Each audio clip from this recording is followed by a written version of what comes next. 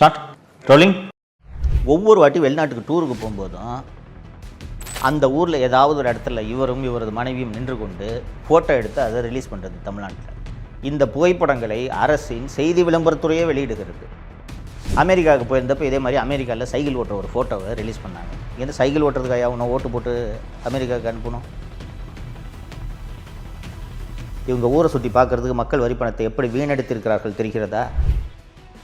தொழில்துறை அமைச்சராக இருக்கக்கூடிய திரு டிஆர்பி ராஜா அவர்கள் வெள்ளை அறிக்கைன்னா இந்த வெள்ளை பேப்பரை தான் தூக்கி காட்டணுன்ட்டு வெள்ளை பேப்பரை தூக்கி காட்டுறாருன்னா எவ்வளவு ஆணவம் இருக்கும் இவர்களுக்கு, யோசித்து பாருங்கள்.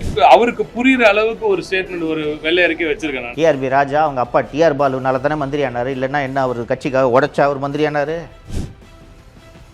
ஒத்த ரூபா துபாயிலேருந்து வரல இன்வெஸ்ட்மெண்ட்டு, ஒத்த ரூபா வரல. ஏன்னா அந்த குடும்பத்திலேருந்து யாரை தலைவராக போட்டாலும் ஏற்றுக்கிறதுக்கு ஆயிரக்கணக்கான தொண்டர்கள் கொத்தடிமைகளாக இருக்கும்போது அவர்களுக்கு இந்த எண்ணம் வராமல் போனால்தான் ஆச்சரியம். தமிழ் பெருங்குடி மக்கள் அத்தனை பேருக்கும் வணக்கம். 2026 சட்டப்பேரவை தேர்தல் வரப்போகிறது. அத்தனை கட்சிகளும் உச்சகட்ட பிரச்சாரத்தில் ஈடுபட்டு கொண்டிருக்கின்றன. திமுக என்ற தீய சக்தி எப்படியாவது மீண்டும் ஆட்சிக்கு வந்துவிட வேண்டும் என்பதற்காக எத்தனையோ பொய்களை உங்கள் முன்னால் அள்ளி வீசி கொண்டிருக்கிறது.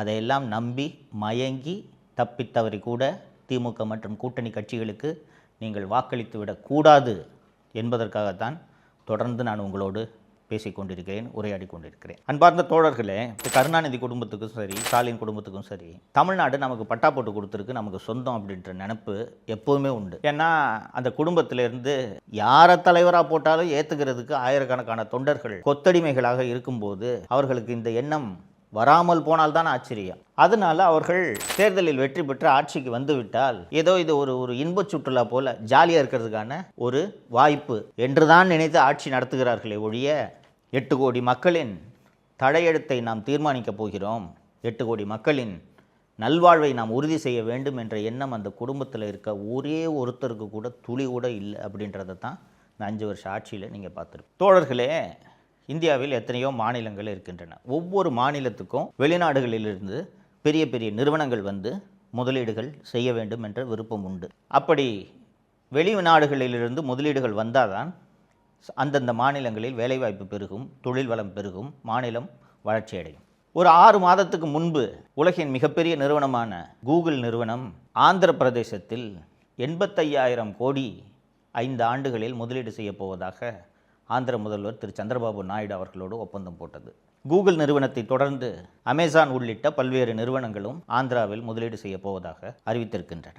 கூகுள் நிறுவனத்தின் சிஇஓவாக யார் இருக்கிறார் என்பது உங்கள் அத்தனை பேருக்கும் தெரியும். தமிழர், நம்ம ஊருக்காரர், சுந்தர் பிச்சை. அப்படிப்பட்ட சுந்தர் பிச்சை முதலீடு செய்வதற்கு தமிழகத்தை தேர்ந்தெடுக்காமல் ஏன் ஆந்திராவை தேர்ந்தெடுத்தார்? ஏனென்றால் ஆந்திராவில் முதலீடு செய்வதற்கு ஏற்ற மாதிரியான சூழலை அந்த மாநில அரசு உருவாக்கி வைத்திருக்கிறது. முதலீடுன்றது என்ன? எதற்காக முதலீடு செய்ய போகிறார்கள்?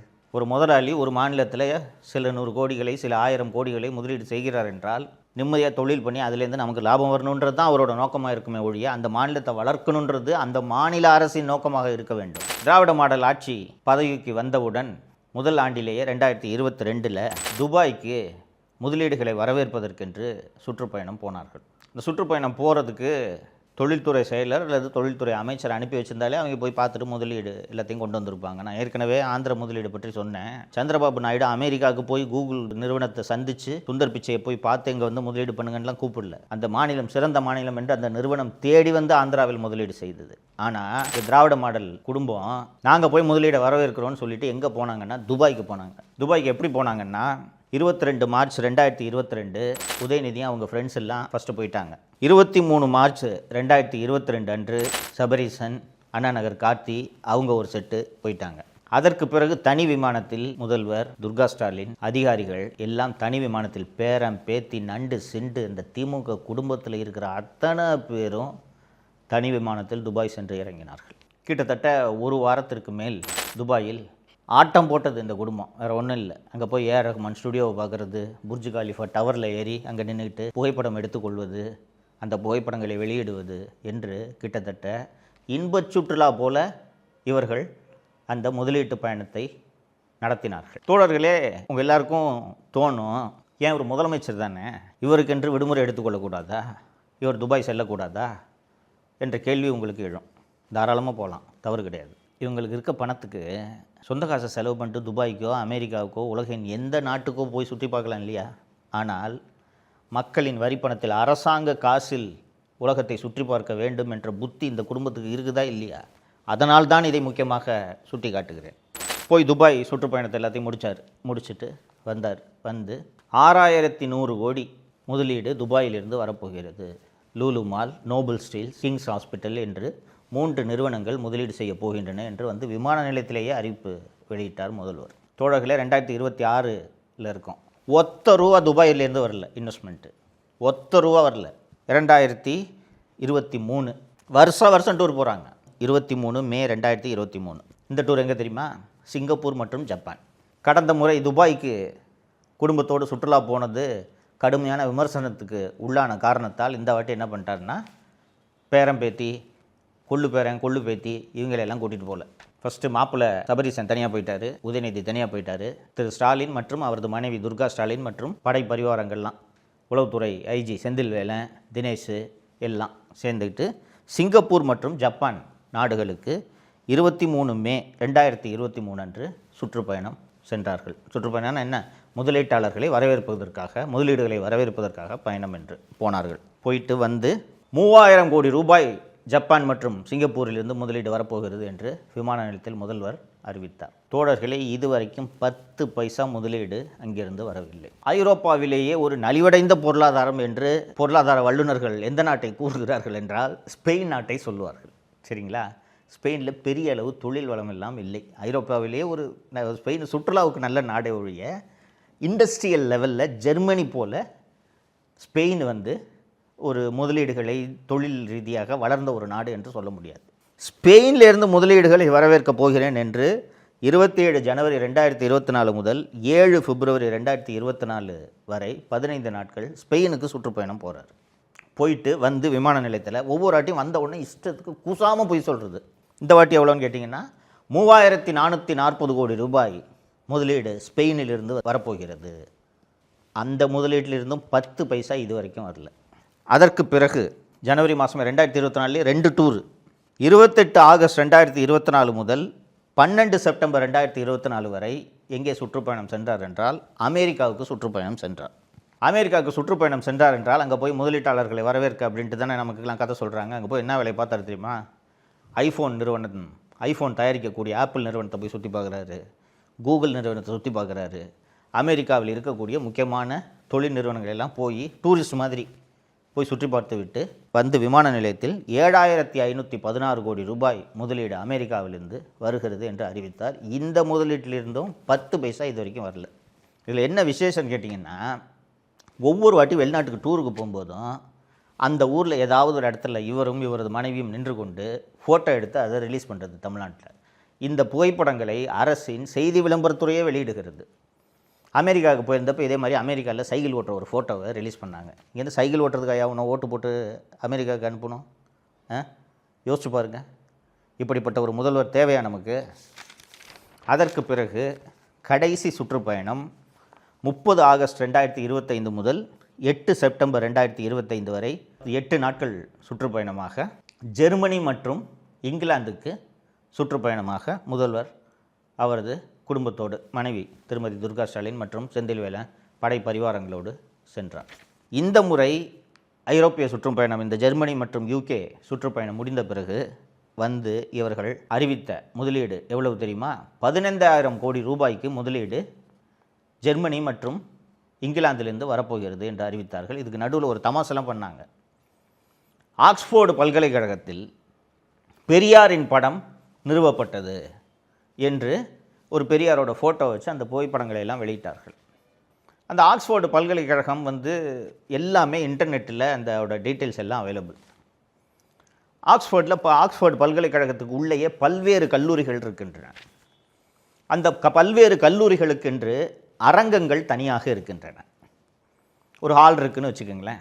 அந்த அரங்கங்களில் உலகில் எந்த அமைப்பை சேர்ந்தவர்கள் வேண்டுமென்றாலும் அந்த அரங்கத்தை வாடகைக்கு எடுத்து லெக்சர் நடத்தலாம். ஃபார் எக்ஸாம்பிள், நீங்கள் ஜெனட்டிக் சயின்ஸில் ஒரு புதிய தியரியை நீங்கள் கண்டுபிடிச்சிருக்கக்கூடிய ஒரு விஞ்ஞானின்னு வச்சுக்கோங்களேன். இந்த ஜெனட்டிக் சயின்ஸ் பற்றி நான் ஒரு பேப்பரை ப்ரெசென்ட் பண்ணுறேன் அப்படின்ட்டு இந்த ஜெனட்டிக் சயின்ஸ் சம்மந்தமாக படிக்கக்கூடிய மாணவர்கள் ஆராய்ச்சியாளர்கள் வந்து இந்த லெக்சரை அட்டன் பண்ணலாம் அப்படின்ட்டு நீங்கள் அந்த ஹாலை வாடகை எடுத்துக்கலாம். சரிங்களா? அப்போது அந்த ஆக்ஸ்ஃபோர்டு பல்கலைக்கழகத்திலேயே ஜெனட்டிக் சயின்ஸ் பற்றி படிக்கக்கூடிய மாணவர்கள் உங்களோட லெக்சரை, நீங்கள் முக்கியமான ஆளாக இருந்தீங்கன்னா வந்து அந்த லெக்சரை அட்டன் பண்ணுவாங்க. சில லெக்சர்ஸ்க்கெல்லாம் டிக்கெட் கொடுத்து வாங்கணும். ஓகேங்களா? இது போல் ஆக்ஸ்ஃபோர்டு பல்கலைக்கழகத்தில் ஒரு ஹாலை வாடகை எடுத்து ஒரு சாதாரண ஸ்டாண்ட் இருக்கும் தெரியுமா, புகைப்படங்கள்லாம் வைக்கிற மாதிரி, இறந்து போனவங்களுக்கெல்லாம் அஞ்சலி செலுத்துறதுக்கு ஒரு புகைப்படம், ஒரு ட்ரைபாடு மாதிரி வச்சு அதில் ஒரு ஃபோட்டோ வைப்பாங்கல்ல, இது மாதிரி 1500 ரூபாய்க்கு ஒரு பெரியார் ஃபோட்டோவை வாங்கி அந்த ஹாலை வாடகைக்கு எடுத்து அங்கே போய் இவரை கோட்டு சூட்டு போட்டுக்கிட்டு பேசுகிற மாதிரி ஒரு பேச வச்சு அதில் ஒரு ஃபோட்டோ வச்சு ஆக்ஸ்ஃபோர்டு பல்கலைக்கழகத்தில் பெரியார் படத்தை முதல்வர் நிறுவினார் என்று இதற்கு ஒரு பொய்யை சொன்னார்கள். இப்படிப்பட்ட ஒரு கேவலமான கட்சியையோ கேவலமான அரசையோ பார்த்துருக்கிறீர்களா? இந்த வேலையை பண்ணுறதுக்கு மக்களோட வரிப்பணம் கோடிக்கணக்கில் செலவிடப்பட்டிருக்கிறது. நான் இந்த 5 வருஷமாக இவர்கள் போன இந்த டூரோட பட்டியலெல்லாம் நான் ரெகுலராக இப்போ படித்தேன், பார்த்துருப்பீங்க. மக்களே, இந்தியாவில் எல்லா மாநிலங்களுக்கும் வெளிநாடுகளிலிருந்து முதலீடு வருகிறது. ஆந்திராவை உதாரணமாக சொன்னேன். எந்த மாநிலத்தோட முதல்வராவது அந்தந்த நாட்டுக்கு போய் முதலீடு வேணும்ன்ட்டு கேட்குறாங்களா? கேள்விப்பட்டிருக்கீங்களா?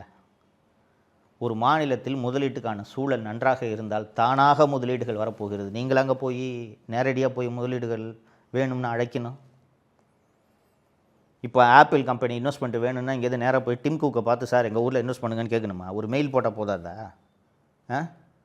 இவங்க ஊரை சுற்றி பார்க்குறதுக்கு மக்கள் வரி பணத்தை எப்படி வீணடித்திருக்கிறார்கள் தெரிகிறதா? இப்படி முதலீடுகளை வரவேற்கிறோம் என்ற பெயரில் மக்கள் வரி பணத்தில் உலகத்தை பூராக சுற்றி வரலாம், யாரும் நம்மை கேள்வி கேட்க மாட்டார்கள் என்று இந்த குடும்பத்துக்கு எவ்வளோ தைரியம் வந்திருக்கு தெரியுதா? எங்கேருந்து இந்த தைரியம் வரும்? எவ்வளோ தான் இந்த 5 வருஷத்தில் முதலீடு வந்துச்சு? வெள்ளை அறிக்கை வெளியிடுங்கள் என்று எதிர்க்கட்சி தலைவர் திரு எடப்பாடி பழனிசாமி அவர்கள் பலமுறை வலியுறுத்தி இருக்கிறார். தொழில்துறை அமைச்சராக இருக்கக்கூடிய திரு டிஆர்பி ராஜா அவர்கள் வெள்ளை அறிக்கைன்னா இந்த வெள்ளை பேப்பரை தான் தூக்கி காட்டணுன்ட்டு வெள்ளை பேப்பரை தூக்கி காட்டுறாருன்னா எவ்வளவு ஆணவம் இருக்கும் இவர்களுக்கு? யோசித்து பாருங்கள். மக்கள் வரி பணத்தில் உலகம் பூரா போய் சுற்றுறீங்க, குடும்பத்தோடு போய் சுற்றுறீங்க. எவ்வளையா முதலீடு வந்திருக்குன்ட்டு அது சம்மந்தமான ஃபேக்சுவல் ரிப்போர்ட் கொடுங்கன்னு வெள்ளை அறிக்கை கேட்டால் வெள்ளை பேப்பரை தூக்கி காட்டுறாருன்னா எவ்வளவு ஆணவம் இருக்கும் இவர்களுக்கு? இந்த ஆணவக்காரர்கள் மீண்டும் ஆட்சிக்கு வரலாமா? இதை நீங்கள் யோசிக்க வேண்டும்.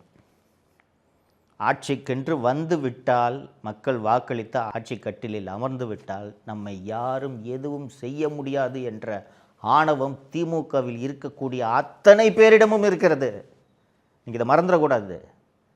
டிஆர்பி ராஜா அவங்க அப்பா டிஆர் பாலுனால தானே மந்திரி ஆனார், இல்லைன்னா என்ன அவர் கட்சிக்காக உடைச்சா அவர் மந்திரி ஆனார்? இப்படிப்பட்ட ஆணவக்காரர்கள் மீண்டும் ஆட்சியில் அமர்வதை நீங்கள் ஒரு நாளும் அனுமதிக்கக்கூடாது. நீங்கள் நினைவில் வைத்துக் கொள்ளுங்கள். தப்பி தவறி யாராவது நான் திமுகவுக்கோ திமுக கூட்டணி கட்சிக்கோ வாக்களிக்க போகிறேன் என்று சொன்னால் அவர்களிடம் பேசி புரிய வைக்க வேண்டியது இந்த வீடியோவை பார்க்கும் ஒவ்வொருவரது கடமை என்பதை இந்த நேரத்தில் நான் உங்களுக்கு நினைவுபடுத்த விரும்புகிறேன். மறந்துவிடாதீர்கள் தோழர்களே, திமுக என்ற தீய சக்தி தப்பி தவறி கூட ஆட்சிக்கு வரக்கூடாது. இதை நினைவில் வைத்துக் கொள்ளுங்கள். வாக்களிக்கும் போது இதை மறந்து விடாதீர்கள். நன்றி. தமிழகத்தை காப்போம்.